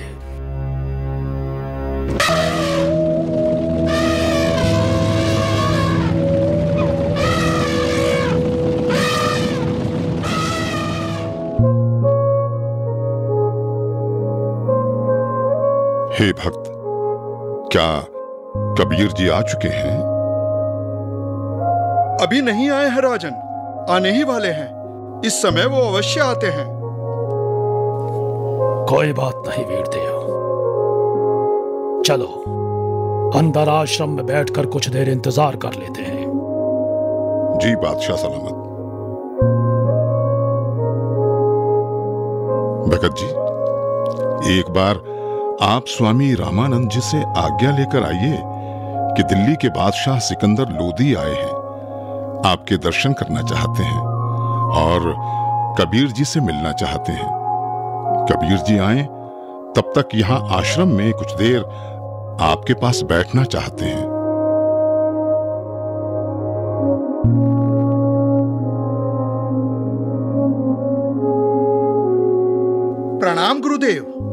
गुरुदेव, काशी नरेश, वीर देव सिंह और दिल्ली के बादशाह सिकंदर लोधी आए हैं।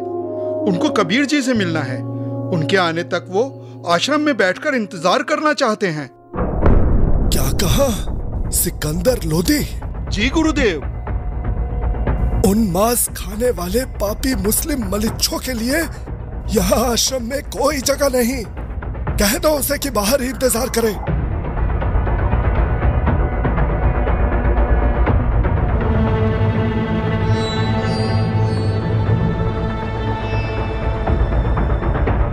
हे राजन, स्वामी जी ने बादशाह को अंदर आने से मना कर दिया है। मुसलमानों का आश्रम में प्रवेश निषेध है।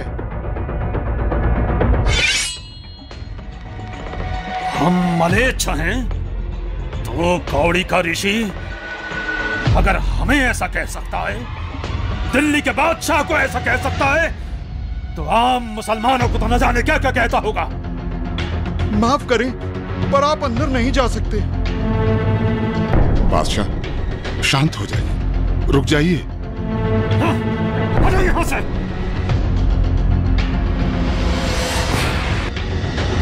रामानंद हमें काफिर और मलेच्छ कहता है। अभी बताते हैं तुझे कि हम कौन हैं।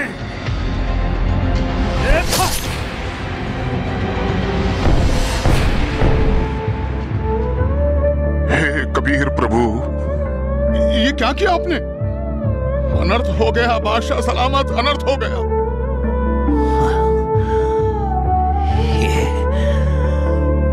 ये मैंने क्या कर दिया? मैं निहायत ही नीच किस्म का व्यक्ति हूँ। वीरदेव आया था अपना रोग ठीक कराने, और जिसके पास आए उसके गुरु को ही मार दिया। या अल्लाह, कितने गुनाह किए हैं मैंने, माफ कर दो मुझे। वीरदेव यहां से वापस चलो। कबीर जी अब कभी मेरे रोग को ठीक नहीं करेंगे। अगर मैं उनके सामने रहा तो वो जरूर मुझे बद्दुआ देंगे। इसलिए यहां से अभी के अभी चलो। जैसा आपको सही लगे बादशाह, चलिए। कबीर प्रभु जी सामने है, बादशाह सलामत। दो राजा एक साथ? काशी नरेश और दिल्ली के बादशाह का इस गरीब के पास कैसे आना हुआ? कहो, कैसे आगमन हुआ?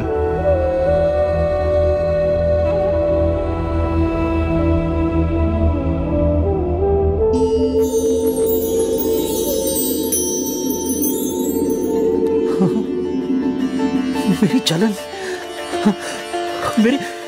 मेरी जलन तो ठीक हो गई।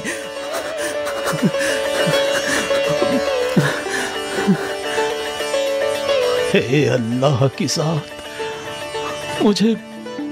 मुझे माफ कर दो। मैं बहुत नीच आत्मा हूँ, मैं बहुत पापी हूँ। क्या बात है राजन? हे परवरदिगार, जिस उद्देश्य से मैं आया था वो तो आपके आशीर्वाद मात्र से ठीक हो गया। मेरे शरीर में जलन का असाध्य रोग था, जिसका कोई उपचार नहीं हो रहा था। उस भयंकर पीड़ा को आपने पल भर में दूर कर दिया परवरदिगार। लेकिन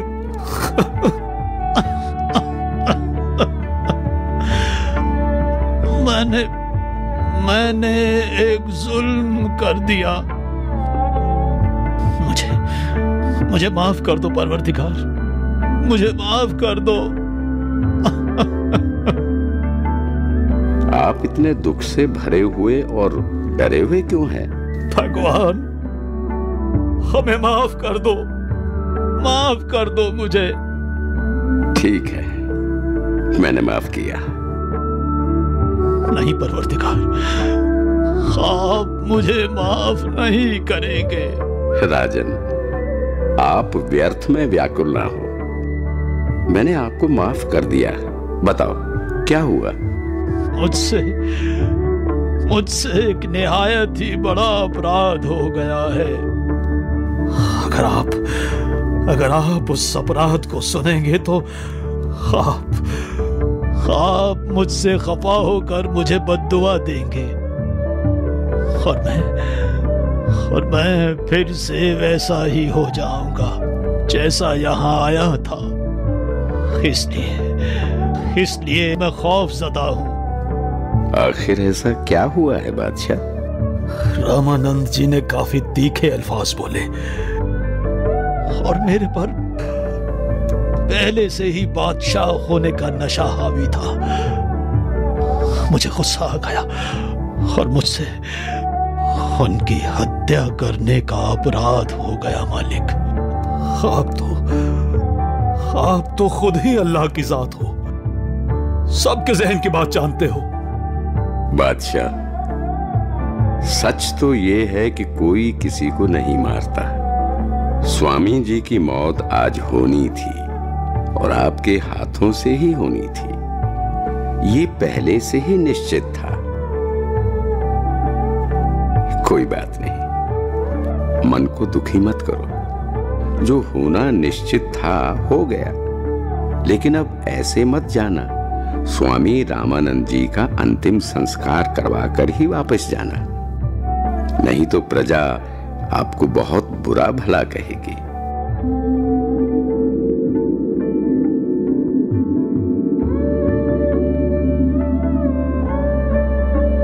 वीरदेव, आज मुझे अल्लाह मिल गए, ऐसे महापुरुष जिनके आशीर्वाद देते ही मैं स्वस्थ हो गया। और मैंने इतना जुल्म किया, फिर भी उन्होंने मुझ पर गुस्सा तक नहीं किया। राजा ने ये क्या किया? अनर्थ हो गया।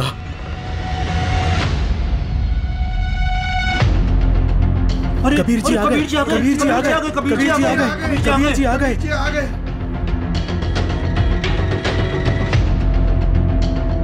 हे भगवान, सिकंदर लोधी ने अपने गुरुदेव की हत्या कर दी। अरे नादानो, कोई किसी को नहीं मारता। अपने गुरुदेव के प्रारब्ध में था इनके हाथों मरना। नहीं तो कहां सिकंदर लोधी बादशाह दिल्ली से चलकर यहाँ अपने आश्रम में आए। इनका तो कोई मतलब ही नहीं बनता यहाँ आने का। भक्तों, अपने गुरुदेव जी का संस्कार इन्हीं के हाथों मरने का था। अरे ये तो फिर से आ गया। अब ये क्या करेगा? गुरुदेव, आरती का समय हो गया। आपके सारे भक्त आपकी प्रतीक्षा कर रहे हैं। उठिए गुरुदेव। हे भगवान, हे गुरुदेव, यहाँ आपके बच्चे खड़े हैं।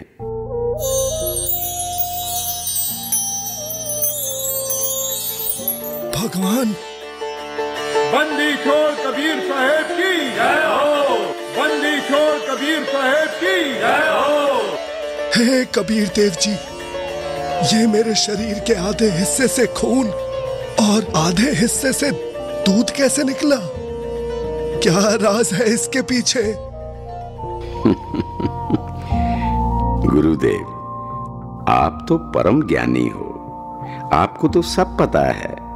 आप तो बस मुझे महिमा देना चाहते हैं, इसलिए आप मुझसे ये प्रश्न कर रहे हैं। गुरुदेव, आपने अपने इस दास कबीर को गुरु मंत्र देकर हिंदुओं से तो छुआछूत की बुराई को दूर कर दिया, लेकिन मुसलमानों से आप अभी भी नफरत करते हैं।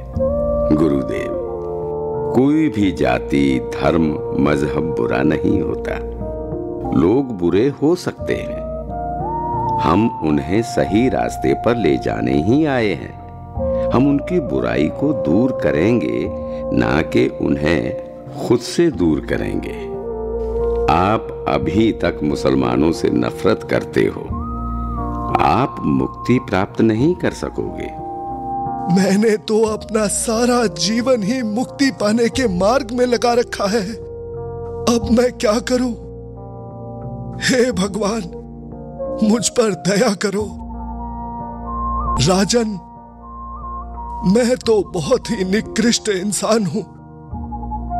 पहले भी मैं ब्राह्मणों के अलावा किसी को अपने पास नहीं आने देता था, और अभी भी मेरे अंदर ये दोष था कि मैं मुसलमानों से नफरत करता था। लेकिन आज परमात्मा कबीर जी की कृपा से मेरे मन से ये मैल चला गया। दुनिया के लिए मेरे शिष्य बनकर लीला कर रहे हैं, किंतु सच तो यही है कि ये सर्व सृष्टि रचनहार है, और मैं भी इन्हीं की शरण में हूं। राजन, मैंने तुम्हें बहुत बुरा भला कहा, मुझे क्षमा करना। मुझे माफ करें गुरुदेव, मैं एक नीच इंसान हूं। मैंने भी बिना सोचे समझे आप जैसे महापुरुष की हत्या कर दी।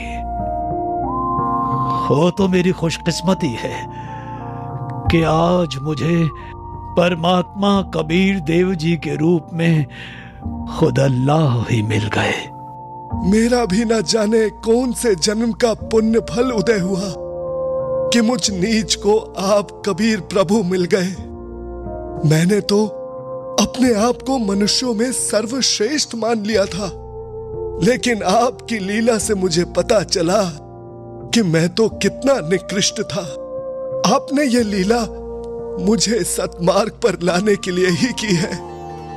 मैं तो धन्य हो गया। बंदी छोड़ कबीर साहेब की जय हो। बंदी छोड़ कबीर साहेब की जय हो। बंदी छोड़ कबीर साहेब की जय हो। इस तरह परमात्मा कबीर देव जी ने न केवल सिकंदर लोदी बल्कि गुरु रामानंद जी को सतमार्ग दिखाया। हाजी सर बोलिए। मेरा नाम बबलू है और मैं ये कहना चाहता हूँ कि मेरी बड़ी माँ थी, तो वो जब भी पूजा कुछ करती थी ना, तो वो किसी गुरु से पूछ के ही करती थी। और वो पूजा ऐसी करती थी, सुबह सूर्य उगने से पहले तो वो नहाना धोना और सूर्य को फिर जल देना, और सूर्य को जल देने के बाद नवरात्रि का व्रत रखना। नवरात्रि में वो लोटे में जल लेकर के माता जी को नहलाना। फिर जब शिवरात्रि आती थी तो शिव जी की भी पूजा करना, उस पे भी शहद डालना, उस पे जो भी पत्ते होते थे उसके वो डालते थे उस पे, और सब पूजा क्रियाएं वो करती थी। और कृष्ण भगवान की जब जन्माष्टमी आती थी तो कृष्ण भगवान को रात को 12-1 बजे जब उनका जन्म होता था तो उसको झूले पे भी झुलाती थी। उनके जो भी होती थी उनका जन्मदिन मनाते थे। और जब गणेश भगवान का त्योहार आता तो गणेश भगवान को बड़ी उत्साह के साथ वो मनाते थे। मूर्ति भी रखते थे घर में और विसर्जन भी करते थे। और उसके बाद उनकी इतनी पूजा साधना थी कि वो सूर्य उगने से पहले तो भोजन करते ही नहीं थे। सूर्य जब उन्होंने देख लिया, जल दे दिया सूर्य को, तब और तुलसी की भी पूजा करती थी कोई भी, और बरगद की भी पूजा करती थी। वो बताती थी कि ये बर होता ना, इसकी पूजा हमको करनी चाहिए, वो हमको भी बताती थी। लेकिन उनकी पूजा इतनी करते करते वो समय से पहले ही चली गई। तो क्या उन्होंने पूजा नहीं की थी? अगर ये भगवान होता तो उनको क्या मतलब 24 यानी कि मतलब 42 वर्ष की उम्र में वो चली गई, तो क्या उनकी पूजा सही नहीं थी, या मतलब वो पूजा भगवान के लिए कर नहीं रही थी? तो अगर भगवान होता तो क्या उसको सपोर्ट नहीं करता, उसको बचाता, उसकी उम्र बढ़ाता कि नहीं बढ़ाता? बहुत ही अच्छे सवाल है। इन सवालों के हम सटीक जवाब जानने की कोशिश करेंगे संत रामपाल जी महाराज जी के अनुयायियों से, जो भगवान के होने का दावा करते हैं। नमस्कार सर, इन्होंने जो सवाल किया उनका सवाल है कि उनकी माँ की अकाल मृत्यु हो गई भगवान की भक्ति को करते हुए, क्या कहना चाहेंगे आप इसके बारे में? जो वो भक्ति करती थी ना, वो शास्त्रों के प्रमाणित नहीं थी। और दूसरी बात मैं बताऊं आपको कि परमात्मा का एक उदाहरण है कि वस्तु कहाँ खोजें कहाँ, किस विद लागे हाथ, और एक पलक में पाइए सतगुरु ले लो हाथ, या भेदी ले लो हाथ। मतलब जो वेदों में जो अभी मैंने प्रमाण दिखाया ऋग्वेद में कि वो परमात्मा उम्र बढ़ा देता है या जो रोगी हो जाता है उसका रोग खत्म कर देता है, उसकी साधना तो उन्होंने की नहीं। वो भटकती रही तुलसी के पूजन में, बरगद के पूजन में, देवी देवताओं के पूजन में, डमी गॉड के चक्कर में, बराबर ना। जबकि संत रामपाल जी महाराज का जो ज्ञान है वो प्रमाणित संत ये सदग्रंथों के आधार पे है, जिसमें सारी की सारी व्यवस्था लिखी। हमारे चारों वेदों में जीवन यापन किस तरीके से करना है, रोग दोगों से कैसे हमें सुरक्षित रहना है, आगे की जो समस्याएं आने वाली है उनसे हमको कैसे लड़ना है, निदान करना है, वो सारी की सारी व्यवस्था हमारे वेदों में दी हुई है। लेकिन उनको तो पढ़ना नहीं है, क्योंकि संत रामपाल जी महाराज को तो कोई सुनने को राजी नहीं है आज। ये जो भी है इनको साइंस पे पहले भरोसा करेंगे और जब साइंस से दुखी हो जाएंगे तो नास्तिक हो जाएंगे। इस संसार के अंदर दो प्रकार की साधनाएं चल रही है, भक्ति चल रही है। एक तो बिल्कुल शास्त्र विरुद्ध और एक शास्त्र अनुकूल, है ना। जो शास्त्रों के विरुद्ध अगर आप साधना करोगे, भगवानों की पूजा करोगे, तो आपको किसी प्रकार का कोई लाभ नहीं होगा। और अगर शास्त्र अनुकूल भक्ति आप करोगे तो आपको सब कुछ लाभ होगा। जो साधना केवल इस संसार के अंदर बंदी छोड़ सदगुरु रामपाल जी भगवान बताते हैं। संत रामपाल जी महाराज के अलावा किसी भी संत के पास ऐसी कोई साधना नहीं है जिससे हमारी आयुष्य रक्षा हो, या हमारा शरीर स्वस्थ रहे, या हमारी मृत्यु टल जाए, या हमें यहाँ सुख मिले। इसलिए हम सभी जनता से प्रार्थना करना चाहेंगे कि भाई एक बार आप साइंस के चक्कर में ना पड़ के संत रामपाल जी महाराज का सत्संग सुनना शुरू कर दो, उसके सारे क्लियर डाउट्स आपके क्लियर हो जाएंगे। सर एक सवाल मेरा भी है, जनता की तरफ से, क्या आपने भगवान को देखा है? जी बिल्कुल देखा है, हमने अपनी आंखों से देखा है। परमात्मा हमारे पूज्य गुरुजी संत रामपाल जी महाराज बताते हैं कि वो परमात्मा कबीर देव हैं, सतलोक के तीसरे पृष्ठ के ऊपर बैठा है, राजा के समान दृश्यमान है। उसके एक रोमकूप की जो शोभा है वो करोड़ों सूर्य और करोड़ चंद्रमा जैसी है। वो परमात्मा यहाँ सशरीर आता है, शिशु का रूप धारण करता है, और यहाँ उसकी परवरिश की लीला जो है वो कुंवारी गाय के दूध से होती है। वो परमात्मा का शरीर हमारे जैसा नहीं है, वो अविनाशी शरीर लेके आता है, और जब यहाँ समय अपना खत्म करके फिर वापस चला जाता है। वो परमात्मा तीन तरह से हमारी मानव की रक्षा करता है, संभाल करता है। उसमें वो परमात्मा कभी भी यहाँ संत रूप में आ सकता है ना। इसी तरह से वो परमात्मा आज संत रामपाल जी महाराज के रूप में, सदगुरु के रूप में इस पृथ्वी के ऊपर विचल रहे हैं, पृथ्वी के ऊपर ज्ञान दे रहे हैं। जिसको भी भगवान का अनुभव करना है वो एक बार संत रामपाल जी महाराज का सत्संग सुने, उन्हें अपने आप पता चल जाएगा कि इस पृथ्वी के ऊपर अगर भगवान है तो केवल कबीर परमात्मा के रूप में आए हुए सदगुरु रामपाल जी महाराज है। देखिए सर ने इन लोगों के जो सवाल थे उनका काफी हद तक अच्छे से डिफाइन करके जवाब दिए, और कहीं ना कहीं हमको संतुष्ट भी किया है। सर जैसे कि भाई साहब ने बताया जी महाराज जी के शिष्यों ने जो आपके प्रश्न का जवाब दिया, उन्होंने स्पष्ट किया कि अभी वर्तमान में समाज में दो प्रकार की भक्ति साधनाएं चल रही है, एक शास्त्र अनुसार और एक शास्त्र विरुद्ध। आपकी माताजी जो भक्ति करती थी वो शास्त्र विरुद्ध करती थी, उस भक्ति का कहीं भी प्रमाण नहीं है। जो भाई साहब ने अभी कहा कि जैसे आप मतलब गलत साधना पे चल रहे थे, तो इससे पहले पुराने जमाने के भी पूर्वज भी तो यही पूजा करते थे, उनके पास रिद्धि सिद्धि कैसे आती थी? और जो वो अकेले तो करती नहीं थी, वो उनके तो वो गुरु बताते थे तब वो ये साधना करती थी। तो क्या वो गुरु गलत थे? और चलो माना कि वो डब्बी की पूजा करते थे, वो पत्थर की मूर्ति की पूजा करते थे, तो जिनके कारण मतलब उनकी साधना गलत थी, जिसके कारण उनकी मतलब गलत तरीके से उनकी मृत्यु हुई उम्र से पहले, तो क्या इनके पास कोई ऐसा सबूत है जो ये हमको बता सके कि इनके भगवान ने, जो भी इनके संत रामपाल जी महाराज ने या इनके भगवान ने उनकी मतलब उम्र बढ़ाई या उनके कोई रोग का नाश किया, ये दे सकते हैं उनका पुख्ता सबूत हमको? जी सर, आपके सवाल का जवाब जानने की कोशिश करेंगे हम। हाँ जी सर, कौन देगा इनके सवाल का जवाब? नमस्ते सर, बहुत अच्छी बात है जो ये कह रहे हैं कि हमारी माता जी ने बहुत अच्छी साधना की, उन्होंने गुरु भी बना रखा था। तो हम कहना चाहेंगे संत रामपाल जी महाराज का शिष्य में, और संत रामपाल जी महाराज ने हमें बता रखा है कि जिसका गुरु हो आंध्रा चेला खरा निरंत, और अंधे को अंधा मिले दोनों काल के पंथ। तो पर इनके जो माता जी ने भक्ति की थी वो शास्त्र विरुद्ध की थी, जिसमें संत रामपाल जी महाराज ने कहा है कि पाती तोड़ चाहते अंधे पत्ते, इनके कभी ना करते फंदे। तो उन्होंने तुलसी की और बेलपत्री पूजा की थी चढ़ा चढ़ा के भगवान की। लेकिन हमारे संत रामपाल जी महाराज ने, मैं जीता जी साक्षात आपके सामने खड़ा हूँ, और हमको 3 अटैक आए थे। इसका प्रमाण हिम्मतनगर गुजरात में आप जो हृदय हॉस्पिटल है उसमें रौनक शाह डॉक्टर साहब हैं, उनके पास प्रमाण हजारों लोगों की संख्या में उन्होंने स्पष्ट कर दिया था कि ये मर चुका है, ये बंदा मर चुका है, इसके लिए एम्बुलेंस करो, गाड़ी लेके घर चले जाओ। लेकिन उसी समय याद आया कि मैं तो संत रामपाल जी महाराज के शरण में हूँ, रामपाल जी महाराज कहते हैं कि हमारे भक्त की कभी अकस्मात मृत्यु नहीं हो सकती है।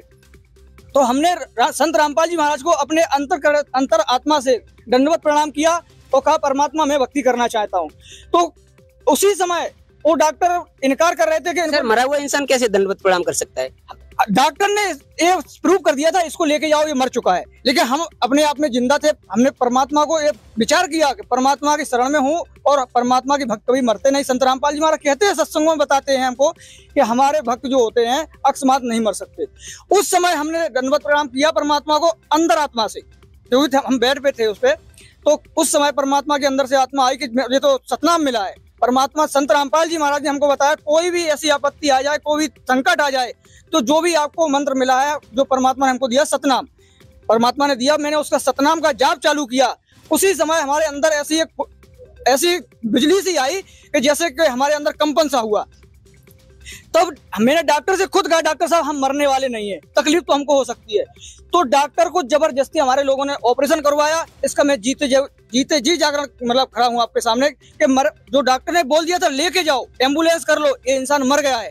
जब डॉक्टर से हमने खुद बोला डॉक्टर साहब मैं मरूंगा नहीं, तो डॉक्टर भी बहुत चक्के रह गए। दर्शकों, कहीं ना कहीं संत रामपाल जी महाराज जी के जो अनुयायी हैं, इस डिबेट का पलड़ा उनकी तरफ भारी नजर आ रहा है, क्योंकि उन्होंने जीता जागता उदाहरण दिया कि ये जो भाई थे उनको 3 बार अटैक आया और भगवान ने उनकी रक्षा की। दर्शकों, यह केवल एक ही प्रमाण नहीं है, इस तरह करोड़ों लोग हैं जो इस बात के गवाह है कि संत रामपाल जी महाराज जी से नाम दीक्षा लेकर मर्यादा में रहकर उनके द्वारा बताई गई भक्ति करते हुए मौत के मुंह से लौटकर वापस आए हैं। आइए ऐसे ही कुछ और लोगों के अनुभव सुनते हैं। फिर इसके बाद भगत जी मेरी पत्नी को एक लड़का पैदा हुआ रानीगंज अस्पताल में।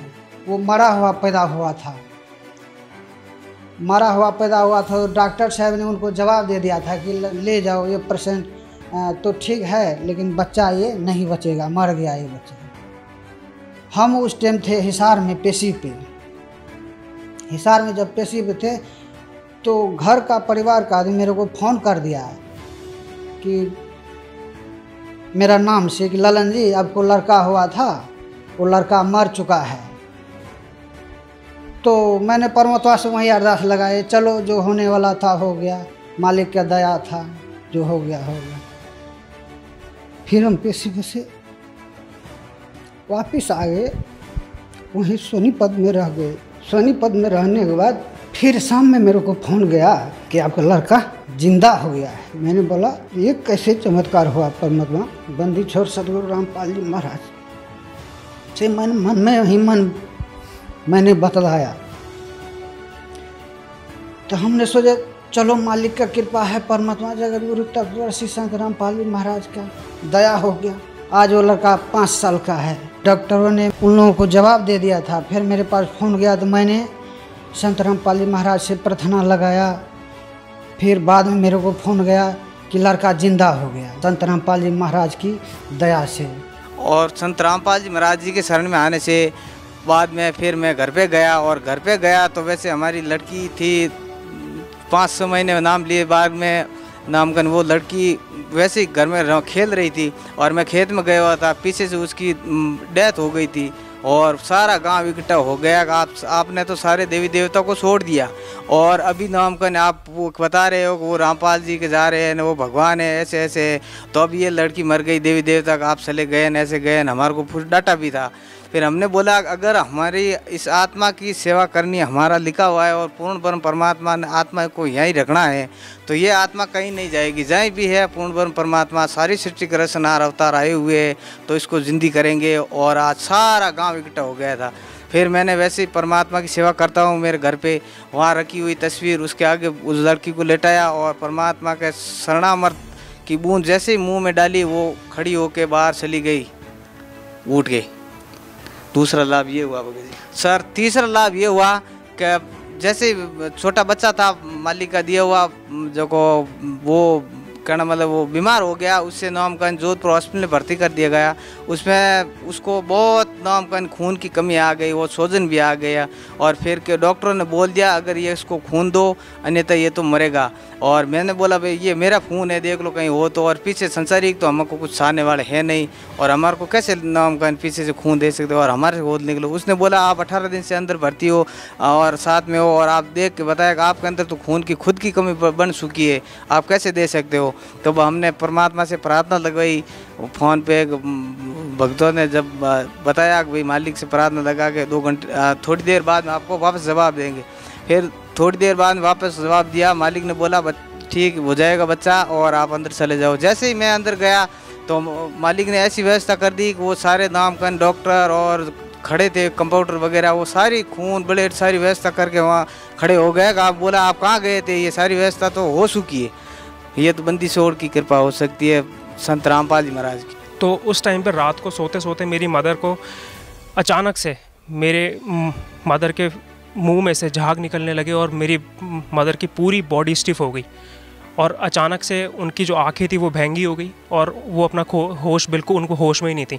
जब पापा वॉशरूम जाने के लिए उठे रात को तो उन्होंने जब मेरी मदर की कंडीशन देखी तो एकदम से उन्होंने सबको उठाया, मेरे को उठाया। तो हम जब देखा तो हम हैरान रह गए क्योंकि because this was the first time जो हमने अपनी लाइफ में ऐसी कोई भयानक चीज़ देखी थी अपनी आंखों के सामने, और वो भी मेरी मदर की इतनी भयानक चीज़। तो अब हम भी छोटे थे उस टाइम पे, पर क्या करते, बस उस टाइम पे हमने परमात्मा को याद किया, गुरुजी जो हमें जल देते हैं, हमने जल लिया, मिश्री का प्रसाद लिया। हमने अपनी मम्मी के मुंह भी ऐसा था, मतलब जीभ बिल्कुल, दांत बिल्कुल बंद थे और जीभ दबी हुई थी। हमने चम्मच से दांत खोल के, चम्मच से मुंह खोल के हमने गुरुजी का जल उसके अंदर मम्मी के डाला मुंह में। गुरुजी का जल मुंह में पड़ते ही मम्मी को होश आ गया और मम्मी ने सच्चाई बोला। लेकिन उसके बाद मम्मी को कम से कम इतने अटैक पड़े जिसको पैरालिटिक अटैक बोलते हैं। मम्मी का मुंह टेढ़ा हो जाता था बार बार और मुंह में से झाग आ जाता था और फिर मम्मी बेहोश हो जाती थी। तो हमने उस टाइम पे हमने फिर अंकल को फ़ोन किया जिन्होंने हमें नाम दिलाया था। तो अंकल रात को आए और रात को ही हमने आश्रम फ़ोन किया, गुरुजी को बताया तो गुरुजी बोलते कोई बात नहीं, ठीक हो जाएगा। लेकिन उसके बाद हमने ये सोचा कि हॉस्पिटल लेके जाएँ या हम आश्रम जाएं। तो ये सोच, क्योंकि फिर हमने जब हॉस्पिटल की बात आई तो हमने सोचा कि हॉस्पिटल तो हम पहले जा के बहुत परेशान हो गए हैं। तो उसी दिन पापा के पैर में फ्रैक्चर था, उसी फ्रैक्चर्ड लेग में पापा ने गाड़ी ड्राइव करी और हम सुबह 4 बजे 3:30 बजे उठ के मैंने खुद अपनी मम्मी को उठा के मैंने गाड़ी में रखा था। हमने सुबह 5 बजे हम करोथा आश्रम, जो उस टाइम पे गुरुजी करोथा में थे, हम गुरुजी 5 बजे हम करोथा आश्रम जब पहुँचे तो गुरुजी बिल्कुल सामने गुरुजी सफ़ेद चद्दर ओढ़ के और बिल्कुल अकेले खड़े थे। जबकि उस टाइम पे भी गुरुजी के साथ संगत हर टाइम रहती थी, हर टाइम भगत साथ रहते थे। गुरुजी अकेले गेट खोल के वहाँ पर अकेले खड़े हुए थे जैसे कि, और हमें ऐसा लगे कि गुरुजी हमारी ही वेट कर रहे हैं वहाँ पर सुबह 5 बजे। तो हम जैसे ही अंदर गए, मम्मी और पापा तो गुरुजी के चरणों में लेट के बहुत फूट के रोने लगे। फिर गुरुजी वैसे तो अंतर्यामी है, लेकिन फिर भी उन्होंने पूछा हमसे कि क्या बात हुई। तो अंकल ने सारी बातें बताई कि ऐसे ऐसे पैरालिटिक अटैक पड़ गया था रात को और ये सब हुआ। तो उस दिन गुरुजी ने ये बोला कि बच्चों, तुम आज अपनी मम्मी को यहाँ आश्रम लेके आए हो तो मैंने तुम्हारी मम्मी की जान बख्श दी है और इसकी मैंने ज़िंदगी बढ़ा दी है। अगर तुम, गुरुजी की ये बिल्कुल मुंह की बात है, गुरुजी ने मेरे सामने बोला था कि अगर तुम आज इसको हॉस्पिटल लेके जाते तो इसको नहीं बचना था और कई लाख रुपए लेके जाना था। तो ये हुआ उस टाइम। तो मैं अपने साथ में तो ये कहूँ कि I have seen my mother dying. तो जिस बच्चे ने ये सब देखा हो, अपनी मदर को मरते हुए देखा हो और दोबारा ज़िंदा होते हुए देखा हो, तो ये तो सिर्फ परमात्मा ही कर सकते हैं। और गुरुजी बंदी छोड़ सतगुरु रामपाल जी महाराज ने मेरी मदर की लाइफ बढ़ाई, उनको जीवन दान दिया, और वही पूर्ण परमात्मा है, पूर्ण संत है। डॉक्टर की पूरी टीम ने चेक किया था कि पेट के अंदर जो बच्चा है वो खारिज हो चुका है। मैंने बोला यार बच्चा खारिज हो चुका है, तो मेरे अंदर विश्वास नहीं हो रहा था कि बच्चा खारिज कैसे हो सकता है। हमने पहले सोनोग्राफी करवाई, उसमें अच्छा था, सब कुछ रेडी था। तो मैंने बोला बच्चा मर कैसे सकता है पेट के अंदर। फिर मैंने सोचा यार क्या करें, तो संत रामपाल जी महाराज से प्रार्थना लगाई थी कि गुरुजी हम इनका ऑपरेशन करवाएं या ये डिलीवरी ऐसे ही रखें। तो गुरुजी ने बोला कि आपको ऑपरेशन नहीं करवाना है और बच्चा हो जाएगा। तो बंदी छोड़ सतगुरु रामपाल जी महाराज की जिस बात पे हमने विश्वास करके हम तो दृढ़ हो गए थे कि हमने गुरुजी ने बोल दिया वही सही है, तो हम तो वहीं रुक गए। और फिर बाद में उसी दोबारा वापस उस हॉस्पिटल में गए तो उस डॉक्टर ने तो देखते ही कह दिया भाई हमने कल ही मना किया था और कल ही बच्चा अंदर खारिज हो चुका है, मर चुका है, और ये लेडीज़ जिंदा कैसे, वो तो जेड चढ़ जाना चाहिए और ये भी मर जानी चाहिए। फिर भी वो डॉक्टर डर रहे थे और 6 बजे की छुट्टी के टाइम पे वो सारे डॉक्टर अपने छुट्टी के हिसाब से घर चले जा रहे थे। और जैसे ही 7:30 बजी और 6:30 बजी थी, माली की दया से, बंदी छोड़ सतगुरु रामपाल जी महाराज की दया से वो बच्चा ऑटोमेटिकली गर्भ से आधा बाहर आ गया। तो भगतमती जी को जब बच्चे को बाहर खींचने की कोशिश कर रहे थे वो जो डॉक्टर, उस टाइम बंदी छोड़ सतगुरु रामपाल जी महाराज उस डॉक्टर के रूप में मेरे भगतमती जी के पास पहुंच गए थे और उसी चेहरे में परमात्मा ने उनको दर्शन दिए उस डॉक्टर के रूप में, भाई बेटी मैं आ चुका हूँ, तू घबरा मत। मेरी भगतमती बहुत घबरा चुकी थी और बोला भाई मैं यहाँ पे आ चुका हूँ और तुम घबराने की ज़रूरत नहीं है, मैं आज आ चुका हूँ और तेरा ट्रीटमेंट मैं करूँगा। तो उसको विश्वास हो गया था भगतमती जी को। और बताऊँ मैं आपने क्या कि बच्चा भी हुआ था, 900 ग्राम का बच्चा हुआ। 900 ग्राम का बच्चा उस कपड़े में भी नहीं दिख रहा था, हमने देखा था, उसका सिर भी इतना सा और पाँव भी इतने थे। और वो बच्चा रोने लगा और डॉक्टर ने बोला चलो बच्चा तो ये जिंदा है, इसको आप एसी में भर्ती करो या फिर इनको यहाँ पे तो कोई एसी है नहीं, आप यहाँ से इनको लेके भगो और इस लेडीज़ को भी आप वहीं पे ट्रीटमेंट कराना, ये दोनों वहीं से बच जाएंगे। यहाँ पे ये बच गए तो ये बच्चा जिंदा हो गया तो आपके बहुत लकी हो। और पता नहीं आपके किस वजह से ये बच्चा ऐसे रो रहा है, हमारे को तो समझ में ही नहीं आ रहा। उस टाइम हमारे को लगा कि बंदी छोड़ सतगुरु रामपाल जी महाराज ने इतनी बड़ी दया कर दी है, अब हम तो कहीं नहीं जाएंगे। हम तो उसी टाइम मान लेके वहाँ पे प्रणाम किया और मन में शुक्रगुजार किया, परमात्मा आप पूर्ण परमात्मा हो। दर्शकों, अब तक जो डिबेट हुई, इस डिबेट में इतने सारे सवाल जवाब हुए और इस सबको देखते हुए संत रामपाल जी महाराज जी के जो शिष्यों ने सटीक उदाहरण दिए, पवित्र सद ग्रंथों से उन्होंने प्रमाणित किया और उन्होंने जिस प्रकार से आप बीती भी बताई, कहीं ना कहीं उनके जवाबों को जानने के बाद आप सबको भी लग रहा होगा कि संत रामपाल जी महाराज जी के शिष्यों का पलड़ा भारी नजर आ रहा है, क्योंकि साइंस की जो बात कर रहे हैं इन्होंने अभी तक कोई ऐसा सटीक प्रमाण नहीं दे पाए हैं ये लोग कि भगवान अस्तित्व में नहीं है, जबकि संत रामपाल जी महाराज जी के शिष्यों ने ढेर सारे प्रमाण आपको दिखाए कि भगवान है, भगवान आपके सभी दुखों को दूर कर सकता है। इनके मन में अगर और भी कोई शंका है तो हम इनसे एक लास्ट बार और पूछ सकते हैं। सर, अभी भी क्या आपके मन में कोई शंका है? इन्होंने बहुत सारे प्रमाण दिए आपको मानना ही होगा। आप तो प्रैक्टिकल और थ्योरी को आप मानते हो, आप इन सब सदग्रंथों को झुटला नहीं सकते। क्या कहना चाहोगे सर? देखो, ये जो भी अभी जनता का अगर भला होता है तो आई एग्री, और कुछ प्रूफ ये दिखाते हैं तो गॉड हो सकते हैं। तो अगर ये बीमारियां गरीबी लोगों को सुख शांति दे सकते हैं, बीमारियां दूर कर सकते हैं, गरीबी दूर कर सकते हैं, कैंसर पेशेंट को ठीक कर सकते हैं, तो श्योरली हम इसके बारे में सोचेंगे और कहीं ना कहीं ये सही लग रहा है। दर्शकों, हमने इस प्रोग्राम में जो सबसे मेन पॉइंट रखा था, हमारा सवाल था भगवान का अस्तित्व में होना, भगवान है या नहीं है। इस बात का स्पष्टीकरण आपको मिल चुका होगा। दोस्तों, संत रामपाल जी महाराज जी के जो अनुयायी हैं, उन्होंने जो दावे किए उन पर वो खरे उतरे। उन्होंने जितनी भी भगवान की महिमा बताई कि भगवान क्या क्या कर सकता है, यह उन्होंने प्रमाण के साथ बताया। दर्शकों, जिन दो सिद्धांतों पर साइंस चलता है, प्रैक्टिकल और थ्योरी, उन्हीं को आगे रखकर संत रामपाल जी महाराज जी के अनुयायियों ने स्पष्ट कर दिया कि भगवान अस्तित्व में है, भगवान वो सब कार्य कर सकते हैं जो साइंस नहीं कर सकता। दोस्तों, जैसे कि भगवान व्यक्ति की आयु भी बढ़ा सकता है, भगवान मरे हुए व्यक्ति को जीवित भी कर सकता है। दोस्तों, संत रामपाल जी महाराज जी के अनुयायियों ने एक बात और कही थी कि आज समाज में दो प्रकार की भक्ति चल रही है। संत रामपाल जी महाराज जी जो भक्ति बताते हैं वो शास्त्रों के अनुसार बताते हैं, यानी उनके द्वारा बताई गई भक्ति करने से साधक को हर वो लाभ प्राप्त हो सकता है जो वो अपने जीवन में प्राप्त करना चाहता है। दोस्तों, ऐसे न्यूज की टीम इस फैसले को आपके ऊपर छोड़ती है। आपकी इस बारे में क्या राय है, कमेंट बॉक्स में एक बार जरूर बताएं और भी ऐसे फैक्टफुल वीडियो देखने के लिए बने रहिए हमारे साथ। धन्यवाद।